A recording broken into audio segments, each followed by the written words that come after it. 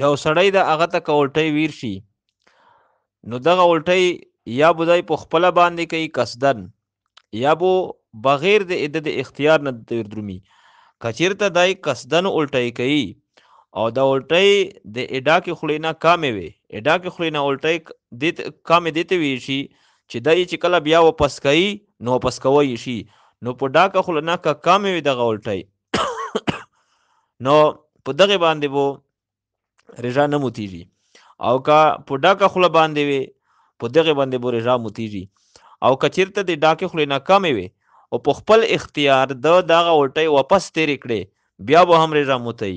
او که په ډاکې خوله نه کمې وي خو بغیر د اختیار نه وي نه تیرې شولې نو په دغه باندې رجا نه موتیږي.